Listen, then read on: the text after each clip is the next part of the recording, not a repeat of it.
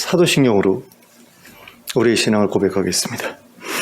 전능하사 천지를 만드신 하나님 아버지를 내가 믿사오며 그 외아들 우리 주 예수 그리스도를 믿사오니 이는 성령으로 잉태하사 동정녀 마리아에게 나시고 본디오 빌라도에게 고난을 받으사 십자가에 못 박혀 죽으시고 장사한 지 사흘 만에 죽은 자 가운데서 다시 살아나시며 하늘에 오르사 전능하신 하나님 우편에 앉아 계시다가 저리로서 산 자와 죽은 자를 심판하러 오시리라. 성령을 믿사오며 거룩한 공회와 성도가 서로 교통하는 것과 죄를 사하여 주시는 것과 몸이 다시 사는 것과 영원히 사는 것을 믿사옵나이다. 아멘. 네, 찬송가 569장을 함께 찬송하겠습니다.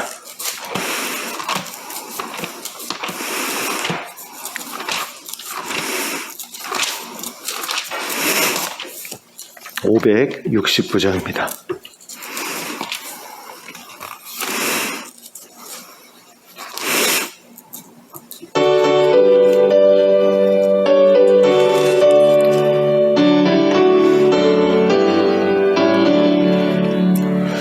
선한 목자 되신 우리 주 항상 인도하시고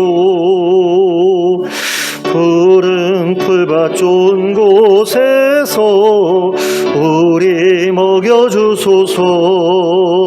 선한 목자 구세주여 항상 인도하소서. 선한 목자 구세주여 항상 인도하소서. 양의 문이 되신 예수여 우리 영접하시고 길을 잃은 양의 무리를 항상 인도하소서. 선한 목자 구세주여 기도 들어주소서. 선한 목자 구세주여 기도 들어주소서. 흠이 많고 약한 우리를 용납하여 주시고 주의 넓고 크신 은혜로 자유 얻게 하셨네. 선한 목자 구세주여 지금 나아갑니다. 선한 목자 구세주여 지금 나아갑니다. 일찍 주의 뜻을 따라서 살아가게 하시고 주의 크신 사랑 베푸사 따라가게 하소서. 선한 목자 구세주여 항상 인도하소서. 선한 목자 구세주여 항상 인도하소서.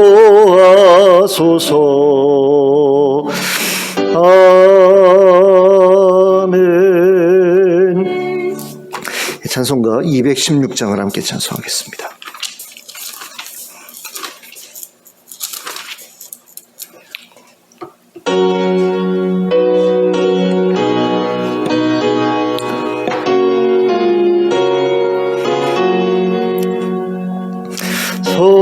성자의 귀한 몸 날 위하여 버리신 그 사랑 고마워라.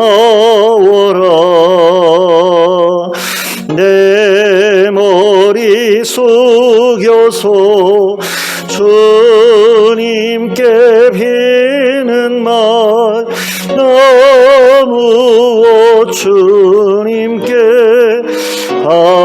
바치리까.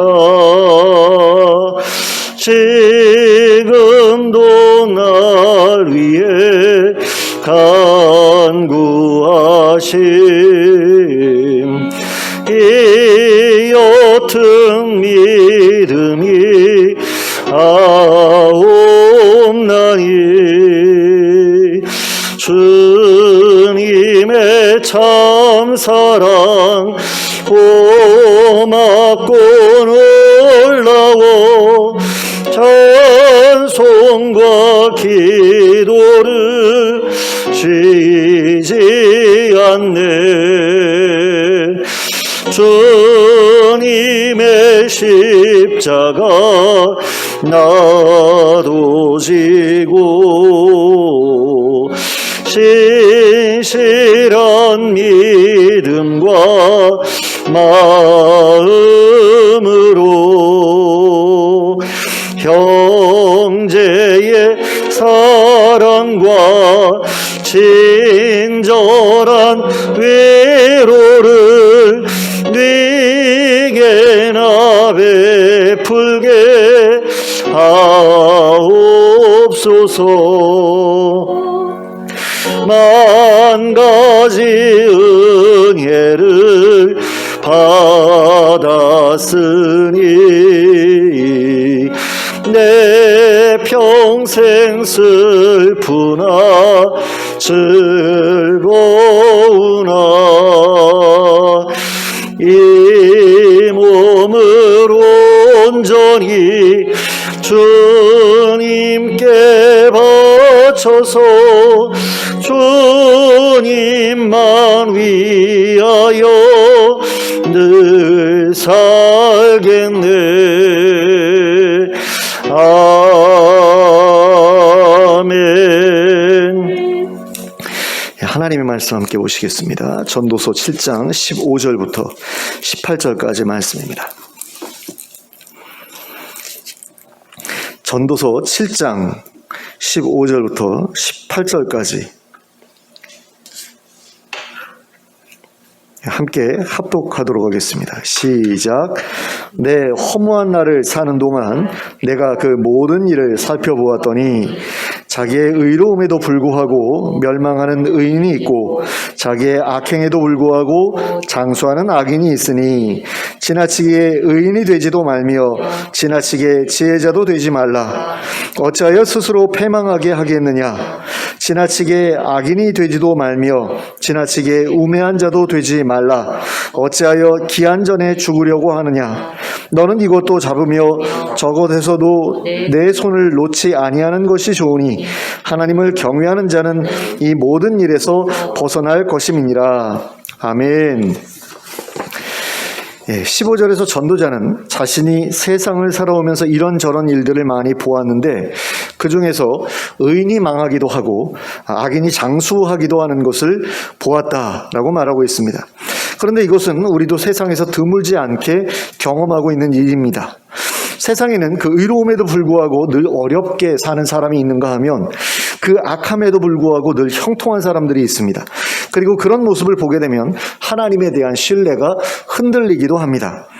하나님이 계시다면 이런 불공정한 일이 벌어져서는 안 된다라는 거죠. 그런 일이 벌어지지 않도록 하나님께서 나서서 막아주셔야 하지 않겠느냐라는 겁니다. 그래서 하박국 선지자는 하나님께 이와 같이 항변하기도 하였습니다. 제가 읽어드리겠습니다. 선지자 하박국이 묵시로 받은 경고라. 여호와여, 내가 부르짖어도 주께서 듣지 아니하시니 어느 때까지리이까. 내가 강포로 말미암아 외쳐도 주께서 구원하지 아니하시나이다. 어찌하여 내게 죄악을 보게 하시며 패역을 눈으로 보게 하시나이까. 겁탈과 강포가 내 앞에 있고 변론과 분쟁이 일어났나이다. 이러므로 율법이 해이하고 정의가 전혀 시행되지 못하오니 이는 악인이 의인을 애워쌌으므로 정의가 굽게 행하여짐이니이다. 1장 1절부터 4절까지의 말씀입니다. 하박국서 1장 1절부터 4절까지의 말씀인데 하박국 선지자는 유다 백성들이 온갖 죄에 물들어 있는 그런 모습을 보았습니다.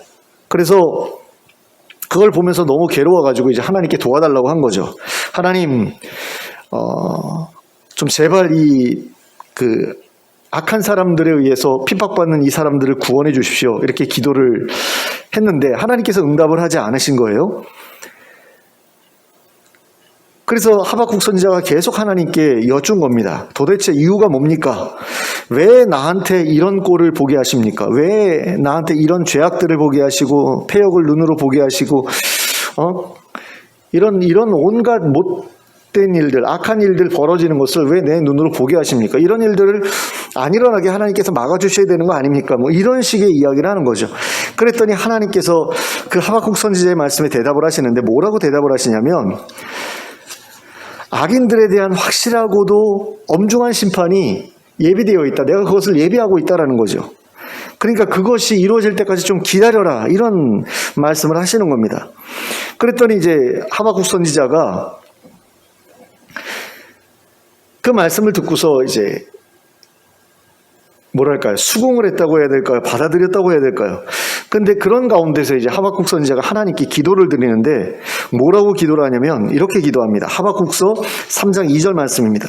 여호와여, 내가 주께 대한 소문을 듣고 놀랐나이다. 여호와여, 주는 주의 일을 이 수년 내에 부응하게 하옵소서. 이 수년 내에 나타내시옵소서. 진노 중이라도 긍휼을 잊지 마옵소서. 자, 이게 우리가 평소에 좀 들어본 그런 말씀 아닙니까? 수년 내, 이 일을 수년 내에 부응하게 하옵소서라고 말하고 있는데, 이 주의 일이라는 게 뭡니까? 하나님께서 악인들을 심판하시는 그 일이죠. 그걸 부응이라고 얘기를 해요. 근데 우리가 생각하는 부응은 교회에 많은 교인들이 찾아드는 게 부응이잖아요. 그러니까 이 부응과 우리가 생각하는 그 부응은 다른 부응입니다. 그러니까 하나님의 일이 좀 제대로 빨리 이루어지게 해달라는 그런 기도죠. 근데 이러한 하나님의 약속은 곧바로 이루어지지 않았습니다. 이 약속은 꽤 오랜 시간이 흐른 뒤에야 성취되었습니다. 아마도 하박국 시대의 악인들 중에서는 하나님께서 예고하신 이 심판을 보지 않고 자신의 악행에 대한 벌도 받지 않고 편히 살다가 세상을 떠난 사람들도 있었을 겁니다. 우리 주변에서 흔히 보는 악인들도 마찬가지죠. 어떤 악인들은 악을 행하면서도 교묘히 법망을 빠져나가서 조금도 처벌받지 않는 그런 경우가 있습니다. 억울한 일을 당한 사람들이 구제받지 못하는 경우도 적지 않죠. 약자들을 지켜주어야만 하는 법이 오히려 약자들을 억울하게 하는 그런 일들도 있습니다. 하나님께서 악인을 심판하시기는 하시겠지만 그 심판의 때는 우리에게서 너무나 멀게 느껴질 때가 많습니다. 그렇다고 우리도 악을 행하면서 살자, 우리도 똑같이 하면서 살자, 이렇게 말하는 것은 어리석은 일이죠. 아무리 늦어진다고 하더라도 하나님의 심판은 반드시 이루어질 것이기 때문입니다. 그래서 전도자는 16절에서 이렇게 말합니다. 지나치게 의인이 되지도 말고 지나치게 지혜자도 되지 말라. 왜 그렇습니까? 지나치게 의인이 되거나 지나치게 지혜자가 되면 스스로 패망하기 때문이라는 거죠. 그런데 여기서 패망하게 된다고 했을 때 그 패망은 뭐 망한다, 이 말도 맞는데요, 황폐해진다, 이런 뜻이 있습니다. 그러니까 사막처럼 되는 것을 의미하는 겁니다. 그러면 왜 지나치게 의로운 자와 지나치게 지혜로운 자가 자신의 삶을 황폐하게 만든다는 것일까요? 그것은 깨끗한 물에는 고기가 살지 못한다라고 하는 우리의 속담을 생각해 보면 간단하게 이해할 수 있는 그런 이야기입니다. 그러니까 지나치게 의로운 사람들은 주변 사람들을 숨막히게 하죠. 조금만 잘못해도 그 잘못을 지적하기 때문에 그렇습니다. 조금만 잘못하면 그 지적, 그 일에 대해서 계속 이렇게 얘기하잖아요. 그 잔소리죠. 그러니까 너무 지겨운 거예요. 숨이 막힌다라는 겁니다. 또 조금만 더 큰 잘못을 저질렀다, 그러니까 평균 이상의 잘못을 저질렀다, 그럼 그 사람으로부터 쓰레기 같은 인간 취급을 당하게 되기도 하죠. 그러니 주변에서 사람들이 떠나게 되는 겁니다. 그리고 그 사람들로부터 그 사람으로부터 정죄를 받은 사람들은 그 사람을 좋아할 수가 없게 되죠. 미워할 수밖에 없지 않겠어요? 그래서 뭐 도움이 필요해도 도와주지 않고 오히려 망하게 되기를 바라고 하는 그런 사람들이 주변에 점점 늘어나게 되죠. 그러니까 사막과 같은 인생이 되는 겁니다. 또 지나치게 지혜로운 사람들도 마찬가지입니다. 지나치게 지혜로운 사람들은 주변 사람들의 모자람을 용납하지 못합니다. 무엇인가에 대해 잘 모르는 것이 조금만 있으면 상대방을 무식하다라고 그렇게 생각하고 모자라다라고 생각하죠. 또 심지어는 바보 멍청이 취급을 하기도 합니다. 그렇기 때문에 주변에서 사람들이 떠나게 될 수밖에 없죠. 그리고 그 사람으로부터 무시를 당한 사람들은 그 사람을 미워할 수밖에 없습니다. 마찬가지로 도움이 필요해도 도와주지 않고 또 망하기를 바라는 그런 사람들이 점점 늘어나게 된다는 겁니다. 그런데 모든 의인, 모든 지혜로운 사람이 다 그렇게 행동하는 것은 아닙니다. 지나치게 의로운 사람, 지나치게 지혜로운 사람만 그렇게 행동합니다. 그러므로 전도자가 말하는 지나치게 의로운 사람, 지나치게 지혜로운 사람은 세상에서 자기 혼자만 의로운 사람, 세상에서 자기 혼자만 지혜로운 사람을 가리키는 그런 것이 분명합니다. 전도자는 우리를 향해서 이런 사람이 되지 말라고 하는 것입니다. 정의의 잣대, 지혜의 잣대를 과도하게 사람들에게 들이대지 말라는 거죠. 그 잣대를 과도하게 휘두르지 말라는 겁니다. 그렇게 하면 주변에서 사람들이 떠나고 자신의 삶이 황폐해진다는 것입니다. 그 다음으로 전도자는 17절에서 우리에게 이렇게 이야기합니다. 지나치게 악인이 되지도 말고 지나치게 우매자도 되지 말라. 그러면 기한 전에 죽을 수도 있다라는 겁니다. 제명에 죽지 못한다. 단명할 수도 있다라는 거죠. 그렇다면 그 이유는 무엇입니까? 악을 저지르더라도 적당히 저질러야지 다른 악인들 사이에 이렇게 숨겨져서 티가 안 나잖아요. 그런데 지나치게 악을 저지르다 보면 다른 악인들 사이에서도 쉽게 눈에 띄지 않겠습니까? 그러면 어떻게 되죠? 본보기 삼아 크게 처벌하죠. 그래서 극형에 처해질 위험이 생기죠. 또한 우매자도 마찬가지입니다. 우매자는 어떤 사람이냐? 지혜가 없는 사람 또는 무지한 사람인데요. 이런 사람들은 자기에게 어떤 일이 득이 될지 어떤 일이 해가 될지 잘 모릅니다. 그래서 다른 사람들을 따라가다가 무작정 따라가다가 큰 어려움에 빠지는 경우가 많죠. 그러니까 사기를 당하는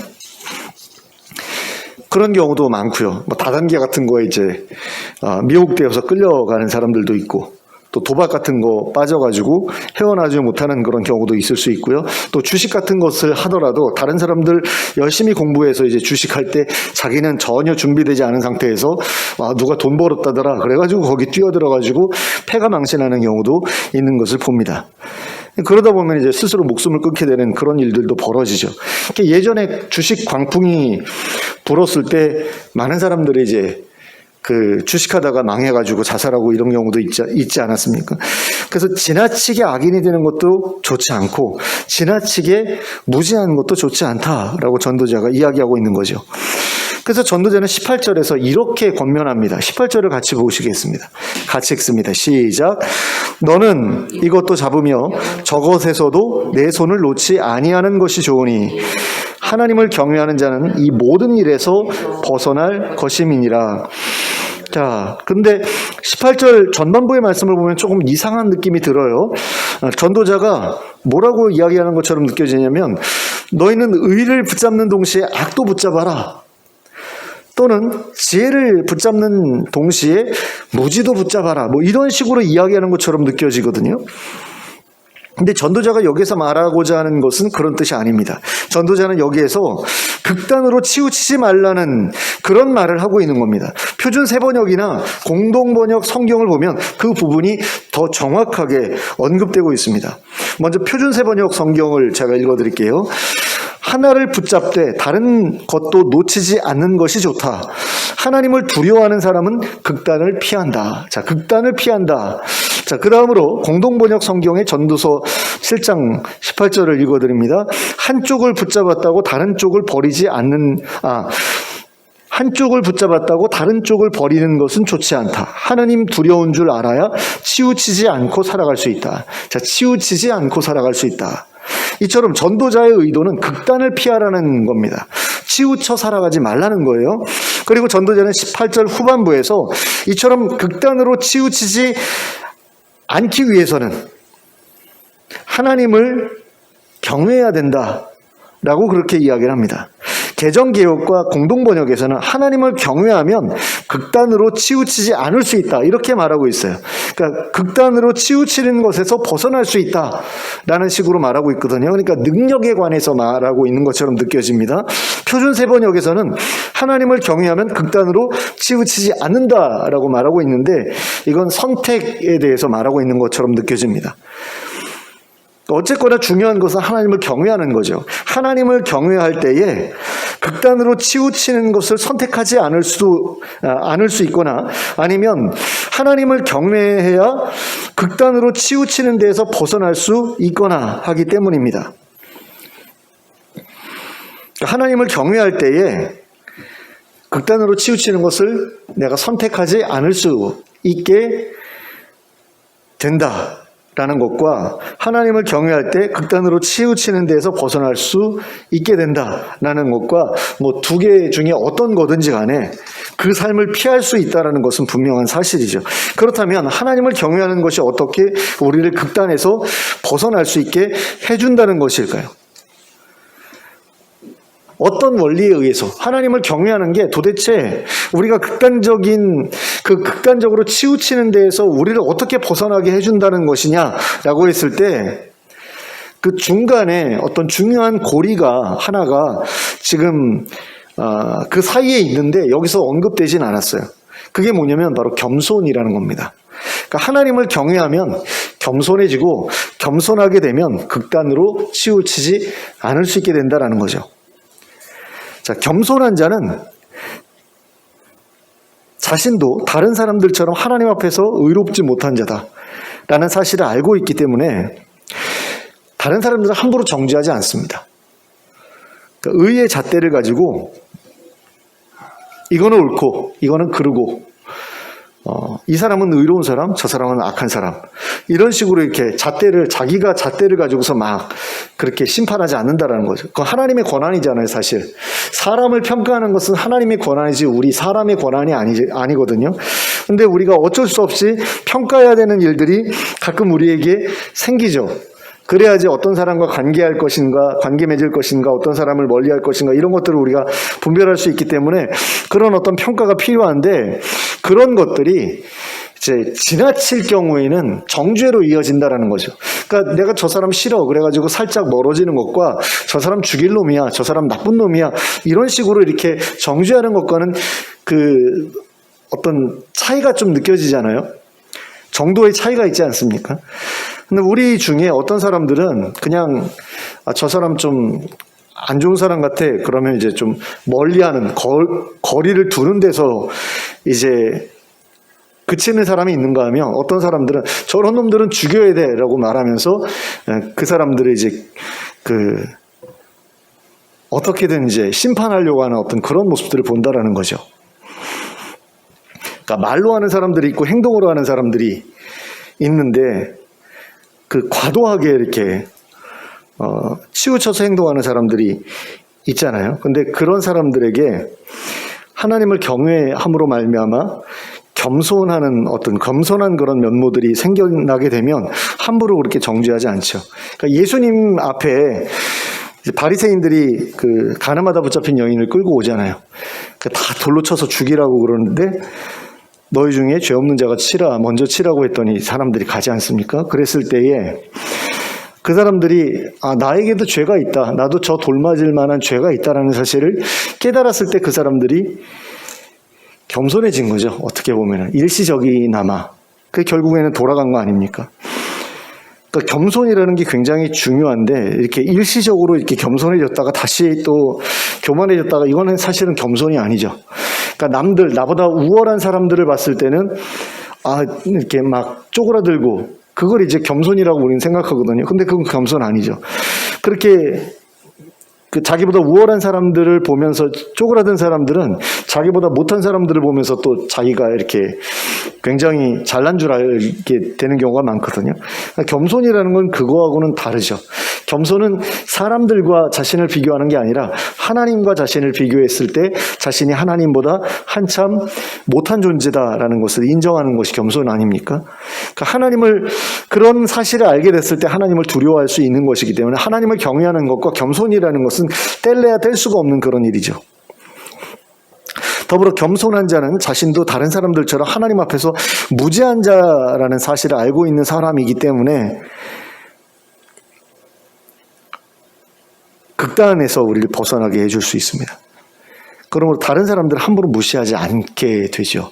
그러니까 내가 하나님 앞에서 그렇게 똑똑한 게 아니다라는 사실을 알 때에 다른 사람들이 나보다 조금 모른다고 해가지고, 뭔가를 모른다고 해가지고 무시하고 이런 일들을 하지 않는다라는 겁니다.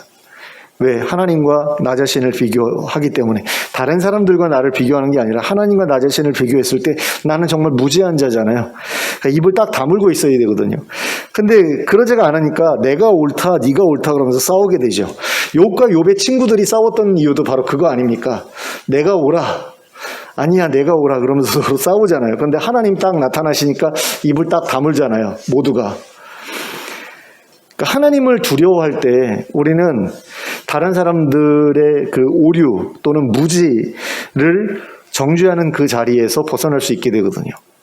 그러니까 하나님을 경외하는 것과 겸손해지는 것, 그리고 극단으로 치우치지 않는 것, 이거는 서로 연결되어 있습니다. 그러니까 극단으로 치우친다라고 이야기를 하는데, 여기서 극단으로 치우치는 게 모든 것을 의미한다라기보다는 어떤 도덕, 윤리, 의로움, 그 다음에 또는 어떤 지성, 이런 쪽에 있어서 극단적인 어떤 그런 태도를 버릴 수 있게 된다는 거죠. 하나님을 경외할 때. 자, 그러므로 전도자는 우리를 향해 극단으로 치우치지 않으려면 하나님을 경외하라고 말하고 있는 동시에 겸손하라고 말하고 있는 겁니다. 여기서는 그냥 하나님 경외하라, 그러면 극단으로 치우치지 않을 수 있게 될 것이다 라고 말하고 있지만, 그 사이에는 겸손이라는 그게 들어가서 이게 서로 연결이 되는 거지, 이 중간에 아무것도 없이 하나님 경외하면은 극단으로 치우치지 않을 수 있어, 이게 아니라는 거예요. 자, 전도자는 우리를 향해서 지나치게 의로우려고 하지도 말고 지나치게 지혜로우려고 하지도 말라고 말하고 있는데, 어떤 사람이 도대체 지나치게 의로우려고 할까요? 어떤 사람이 지나치게 지혜로우려고 할까요? 반대로 또 생각해 볼 수도 있죠. 어떤 사람이 지나치게 악하려고 할까요? 어떤 사람이 지나치게 무지하려고 할까요?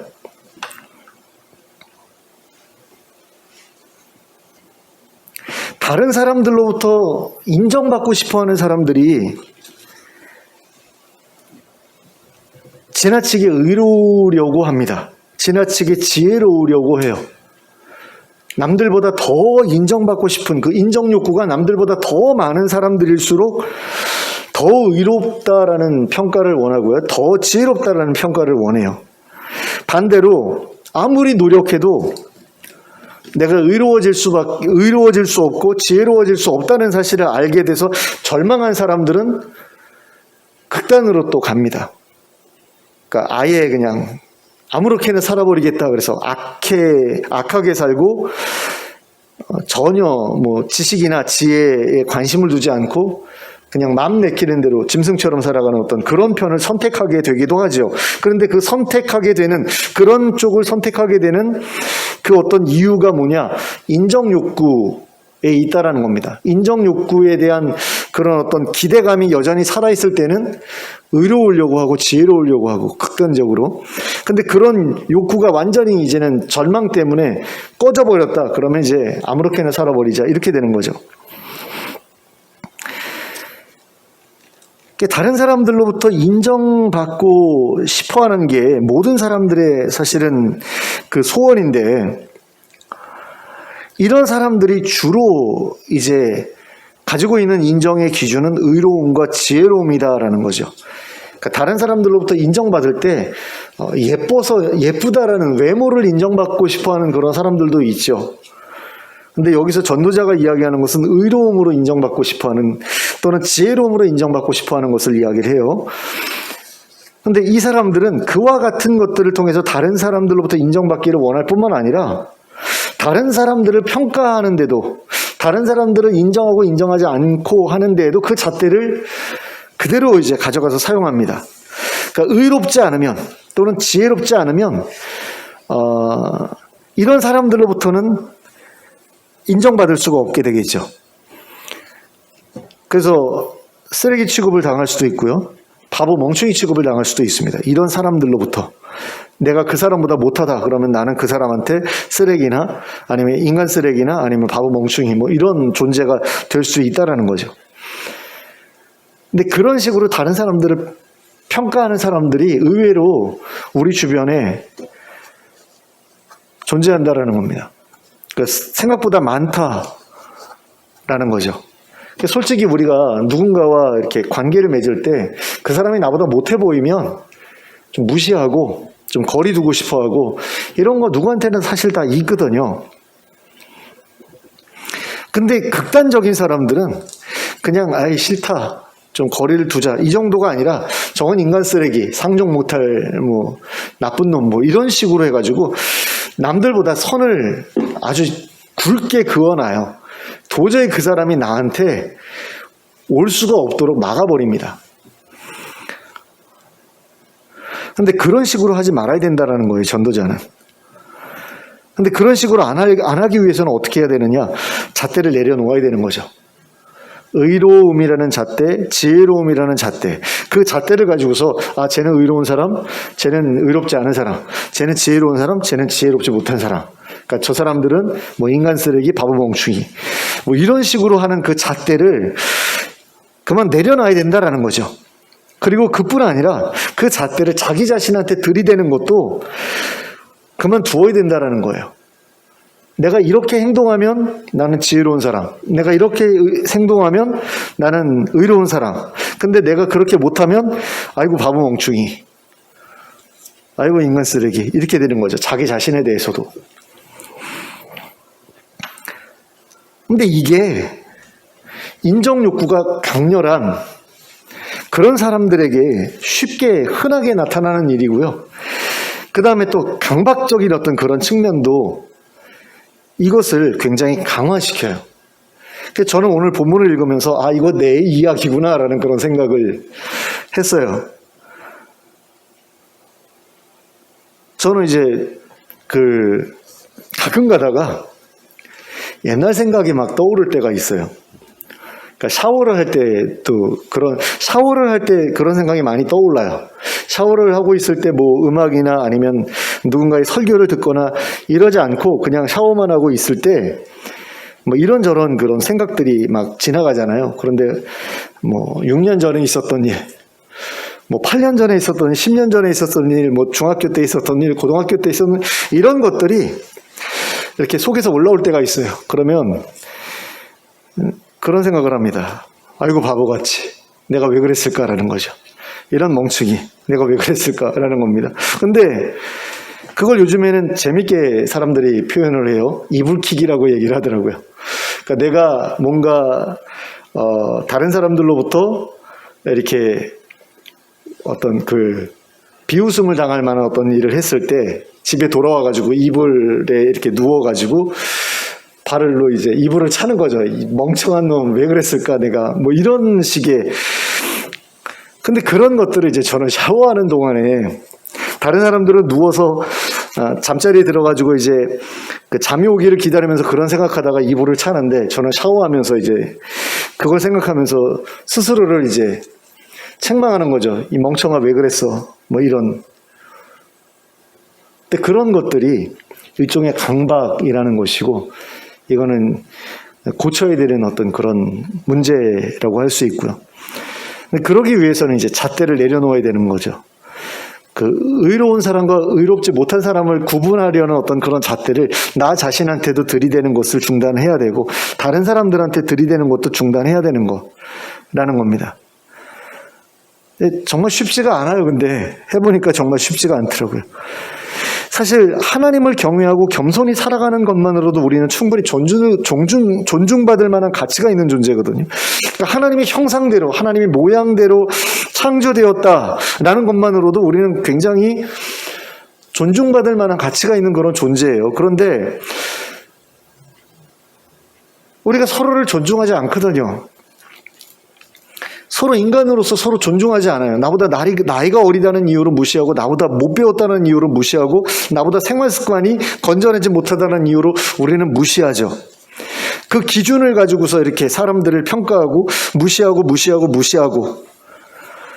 그러다 보니까 하나님의 형상대로 지음받은 인간인데도 불구하고 존중받지 못하는 그런 존재들이 세상에 너무나 많아진 거죠. 의로워야지만 존중받을 수 있어. 지혜로워져야지만 존중받을 수 있어. 또는 성적 취향이 건전해야지만 존중받을 수 있어. 뭐 이렇게 생각하는 겁니다. 근데 어떤 부분은 맞아요. 근데 어떤 부분은 틀립니다. 우리가 잘못 판단하는 경우도 있을 수 있거든요. 그 사람이 의롭다라고 내가 판단했어도 하나님께서 보실 때 아닐 수 있거든요. 우리가 지혜롭다라고 생각하는 그 사람이 하나님 보실 때는 지혜로운 사람이 아닐 수 있어요. 우리가 잘못되었다, 저 사람의 삶은 건전하지 못해라고 생각하는 그 사람이 오히려 하나님 앞에서는 우리보다 더 잘 살고 있을 수 있어요. 그럼에도 불구하고 우리는 계속해서 우리의 잣대를 가지고 사람들을 평가합니다. 근데 그것은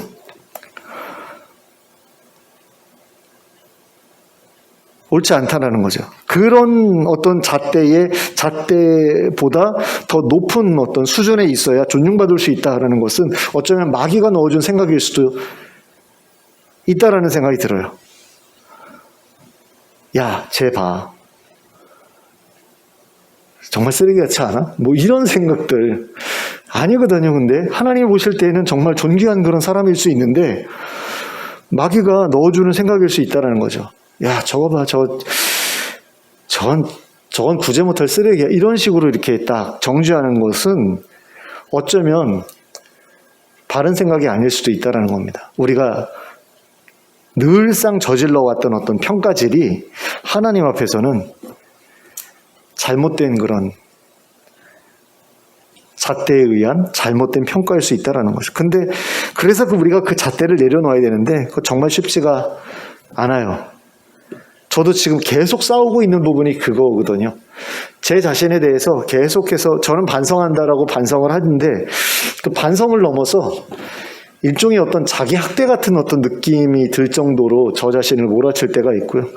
제 주변 사람들에 대해서도 마찬가지로 아내에 대해서나 특히 딸내미, 자식들 중에서 딸내미에 대해서 그런 식으로 제가 행동하는 것이 참 많다라는 그런 생각이 듭니다. 어떤 잣대를 딱 들이대고서 이건 아내답지 못한, 이건 여자답지 못한, 이거는 뭐 기독교인답지 못한, 이건 목사답지 못한, 사모답지 못한 뭐 어떤 그런 수많은 기준들이 제 머리 안에 있고 그걸 이제 사람들한테 들이대는 거죠. 아내한테 들이대고 자식한테 들이대고 저한테도 들이대고 그래도 저는 저 자신한테도 들이대니까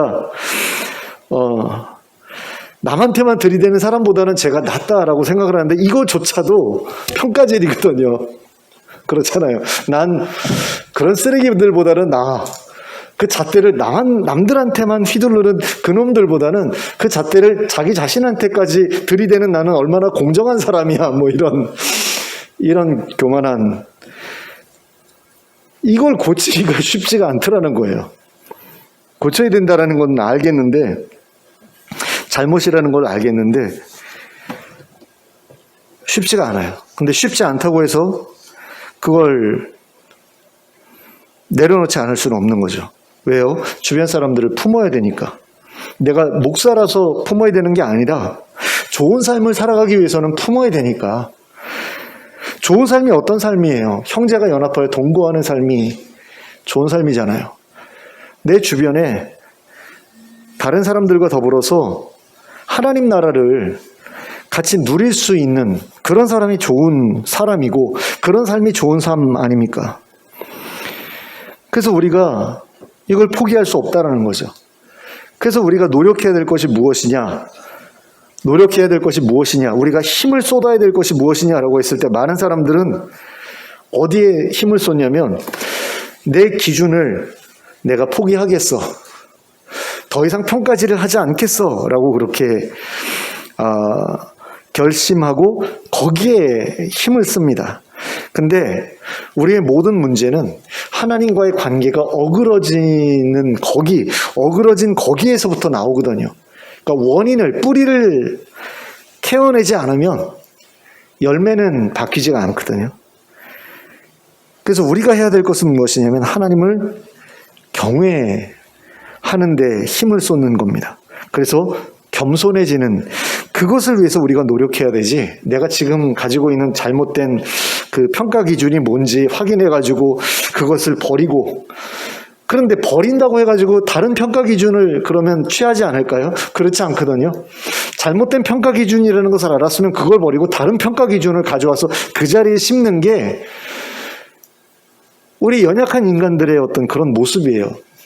대부분의 사람들이 그런 식으로 행동합니다. 이런 잣대를 가지고 있다가 이 잣대를 내려놓으면 불안해요. 그러면 내가 속을 수도 있잖아요. 사람을 평가하는 기준이 있어야 그 평가의 기준을 가지고 내가 가까이 할 사람, 멀리 할 사람을 정할 수 있는데 그 기준을 내가 내려놓는다 그러면 어떻게 됩니까? 악한 사람이 나한테 다가와도 내가 그 사람에 대해서 무방비할 수밖에 없잖아요.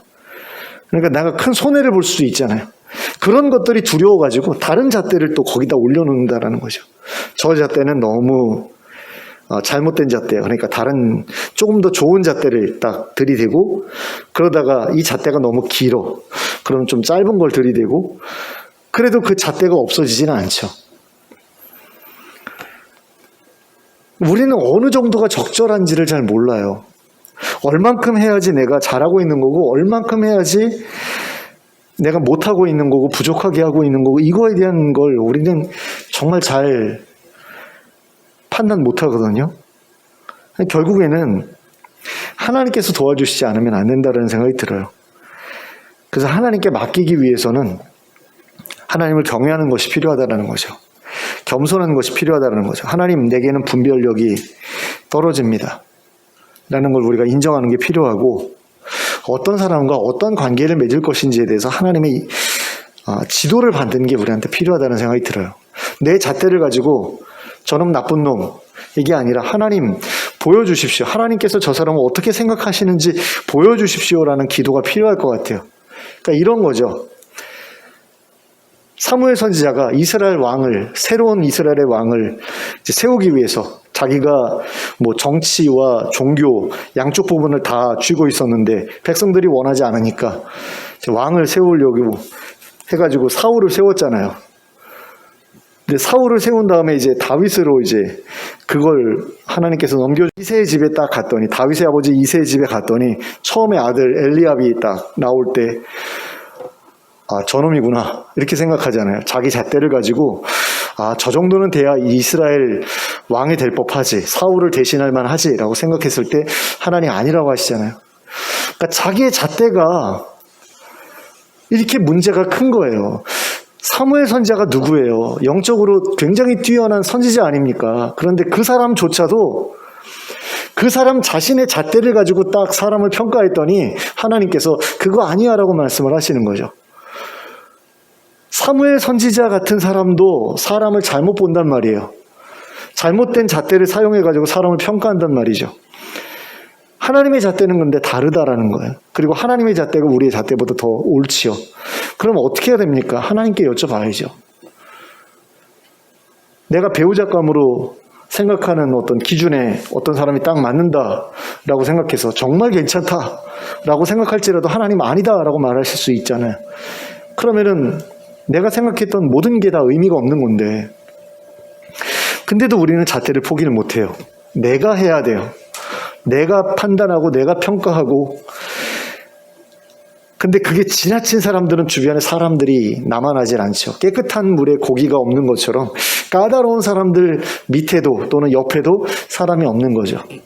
결국 우리가 해야 될 것은 마음을 넓게 여는 것이고 사람들을 품기 위해서 애쓰는 것이고, 그래서 예수님처럼 오는 대로 다 받아주고 떠나면 또 떠나는 대로 냅두고 그럼에도 불구하고 하나님을 경외할 때에 나와 동일한 마음을 가지고 하나님을 경외하는 사람들은 내 주변에 남게 되죠. 왜? 같은 영을 품었으니까. 같은 마음을 품었으니까 그것만으로도 그 사람들이 가려지는 거예요. 내가 하나님을 경외하면 경외하는 자에게 찾아오는 여러 가지 고난이 있잖아요. 그런 고난을 겪을 때에 그 고난 때문에 떠나는 사람들은 떠나는 거죠. 근데 그때에도 남아있는 그 사람들은 정말 하나님께서 보내주신 그런 동역자들 아니겠어요? 그런 사람들이 남는 겁니다. 그러니까 내가 굳이 잣대를 가지고서 평가할 필요가 없어요. 저 사람 게으른. 그러니까 만약에 담임 목사가 전도사를 이제 밑에다가 원래 밑이라고 얘기하면 안 되죠. 근데 그 사역을 같이 하는데 너무 게을르다. 너무 일을 제대로 못한다. 찬양 인도도 못하고, 운전도 잘 못해가지고 자꾸 사고를 내고, 그게 내 마음에 안 들 수가 있는 거죠. 연말에 자를까? 뭐 이런 생각할 수 있잖아요. 근데 그런 식으로 일을 잘하나 못하나, 아니면 저 사람이 의롭나 의롭지 못하나, 아니면 지혜롭나 지혜롭지 못하나, 이걸 가지고서 사람을 평가하는 거, 이건 하나님의 방식은 아니다라는 겁니다. 하나님께서 하나님의 때에 평가해서 판단해서 떠나보낼 사람 떠나보내고 계속 있게 할 사람 있게 하고, 그런 가운데에서 우리가 추구할 것은 누군가를 평가해서 기준을 정해가지고 평가해서 못한 사람 내 주변에서 멀리 떠나보내는 게 아니라 온유한 마음을 가지고 사람들을 용납하는 거죠. 품어주는 거죠. 거기에는 자기 자신도 포함되는데, 이게 안 되는 사람들이 주변 사람들도 잘 품어주질 못해요. 근데 품어주는 일이 형제가 연합하여 동거하는 그 일에 어떻게 보면 가장 기본적인 전제가 아닐까라는 생각이 듭니다. 품어주는 일부터 할 수 있어야 연합하여 동거하든 말든 그거 할 거 아니에요. 근데 그러기 위해서 우리한테 필요한 것은 결국 하나님을 경외하는 일이고, 그래서 자신의 그 연약함, 미천함을 깨닫고 겸비하는 것, 그게 있어야 된다는 거죠. 그걸 가져야 우리 자신과 우리 주변 사람들의 삶을 지옥처럼 만들지 않을 수 있다라는 거예요. 그렇게 하지 않아야 우리가 하나님의 나라를 우리 안에서 누릴 수 있게 된다라는 겁니다. 그래서 우리 자신이 가지고 있었던, 그게 사실 교만이거든요. 내가 누군가를 평가한다. 그래서 나보다 의로운 사람, 나보다 못한 사람, 나보다 지혜로운 사람, 나보다 못한 사람, 나보다 일을 잘하는 사람, 나보다 일 못하는 사람, 나보다 쓸모있는 사람, 쓸모없는 사람, 이거 판단한다는 것 자체가 어떻게 보면 교만인데, 그런 교만을 우리가 좀 하나님 앞에서 내려놨으면 좋겠고요. 그래서 하나님 앞에서 정말로 겸손하게 되어서 많은 사람들을 품고 그들과 더불어서 함께 하나님 나라를 자신의 삶 가운데서 누리면서 살아가는 저 여러분 될 수 있기를 예수 그리스도의 이름으로 축원합니다. 기도하겠습니다. 사랑의 하나님 아버지, 우리가 너무나 교만하여서 우리 자신의 잣대를 가지고 다른 사람들을 함부로 평가하고 함부로 정죄하고 함부로 무시했던 것을 하나님 우리가 알고 있고, 또 이것이 얼마나 잘못된 일인지 우리가 또한 처절하게 또한 느껴봐야 될 줄로 압니다. 그래서 여러 가지 어려움들을 통해서 우리로 하여금 그 잘못된 것을 깨닫게 하시려고 하나님께서 일하시는데, 하나님 그럼에도 불구하고 깨닫지 못하고 여전히 과거의 못된 습관을 가지고 살아가는 그런 우리들의 모습을 봅니다. 하나님 긍휼히 여겨주시고 불쌍히 여겨주시길 원합니다. 사람들을 그렇게 판단하고 또 쳐내고 멀리하고 하는 그런 일들을 우리가 그만두게 하시고, 예수 그리스도의 사랑으로 모든 이들을 품어주고 또 끌어안을 수 있는 저희들 되게 해주시길 원합니다. 그래서 그 사람들이 일을 잘하든 못하든, 지혜롭든 지혜롭지 못하든, 의롭든 의롭지 못하든, 우리가 그것에 대해서 정죄하지 않게 하시고 그것에 대해서 심판하지 않게 하시고 그 모든 것들을 하나님께 맡기게 하시고, 오직 우리는 사랑으로 사람들을 품어주게 하시고, 그래서 그들이 정말 함께 살아갈 그런 귀한 지체인지 아닌지는 하나님께서 판단해서 하나님께서 붙여주시든가 하나님께서 떠나보내시든가 하나님께서 하시도록 맡겨드리는 가운데 우리는 오직 하나님 나라를 함께 누리기 위해서 서로 사랑으로 섬기고 아끼면서 살아가는 그런 일에만 힘쓸 수 있도록 인도하여 주시옵소서. 예수 그리스도의 이름으로 기도하였습니다. 아멘. 예, 찬송가 220장을 함께 찬송하겠습니다.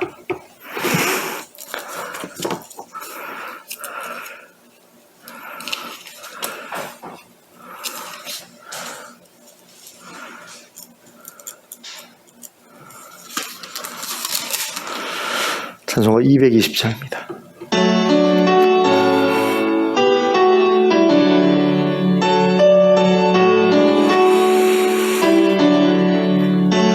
사랑하는 주님 앞에 형제자매 한자리에 크신 은혜 생각하여 즐거운 찬송 부르네.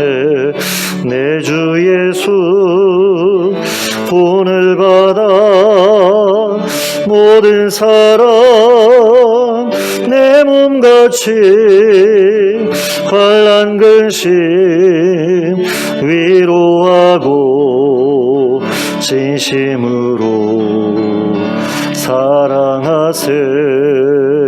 사랑하는 주님 앞에 온갖 충성 다 바쳐서 괴로우나 즐거우나 주님만 힘써 섬기네. 우리 주님 거룩한 손 제자들의 발을 씻어 남 섬기는 종의 도를 몸소 행해 보이셨네. 사랑하는 주님 예수 같은 주로 섬기나니 한 피바다 한 몸 이룬 형제여 친구들이여 한 몸같이 친밀하고 마음으로 하나 되어 우리 주님 크신 뜻을 지성으로 준행하세. 아멘. 주님 가르쳐 주신 기도로 예배를 마치겠습니다. 하늘에 계신 우리 아버지여, 이름이 거룩히 여김을 받으시오며 나라가 임하시오며 뜻이 하늘에서 이루어진 것 같이 땅에서도 이루어지이다. 오늘 우리에게 일용할 양식을 주시옵고 우리가 우리에게 죄 지은 죄를 사하여 준 것 같이 우리의 죄를 사하여 주시옵고 우리를 시험에 들게 하지 마시옵고 다만 악에서 구하시옵소서. 나라와 권세와 영광이 아버지께 영원히 있사옵나이다. 아멘.